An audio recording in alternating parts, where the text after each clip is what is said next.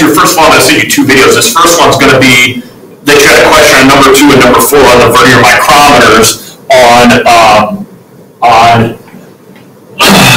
in your email. So I'm going to go through those with you first. Then I'll show you how to use a Vernier caliper. I'll go through the examples on those so you can do those. So here we go. First of all, if we look at number 2 here, basically right here is what your normal micrometer would read on the barrel, and this right here is your thimble.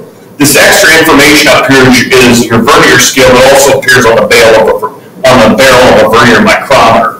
So I'm going to erase that here, and we're just going to go through one. So you said you kind of know how to read this, then I'm just going to use that as an assumption there.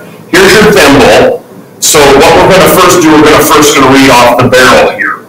So, Emily, if you take a look again right here, that's your reading line for your barrel. So if we start here, these are my tenths, so I'm at 2/10, just like you would on a regular micrometer.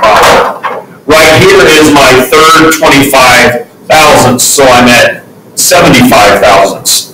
And then finally, if you take a look, this right here then becomes your reading line for your thimble. So what that is, and if you don't know, 0 is equal to 25, so this would be 24, 23, 22. So we're reading 22 right here, okay? So that is your thousandths, so that's 22 thousandths. So just like before, you add all those up, you add all those up,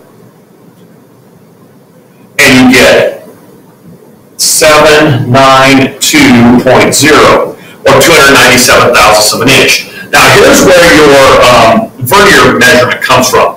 This right here is your Vernier scale. You don't read from over here anymore, okay? So if you take a look at your Vernier scale, all I did is I put an arrow there where the two lines match up. In other words, where your Vernier line graduation matches up with your thimble graduation. We're not reading from the thimble anymore.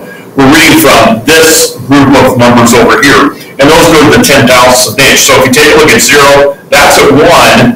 So what we do, Emily, then, is we just take the 1 and put it in the 10 thousandths place, and you have your reading now of 2,971 10 thousandths of an inch. And that's basically all this extra scale is over here, is you just add it to the 10 thousandths place after you find your micrometer reading. Okay? So that's number 2. Let's look at number 4. Okay?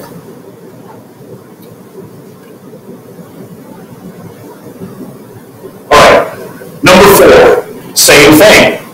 We're going to use this as our reading line for our barrel. So if you take a look here, we've passed the 5/10 mark.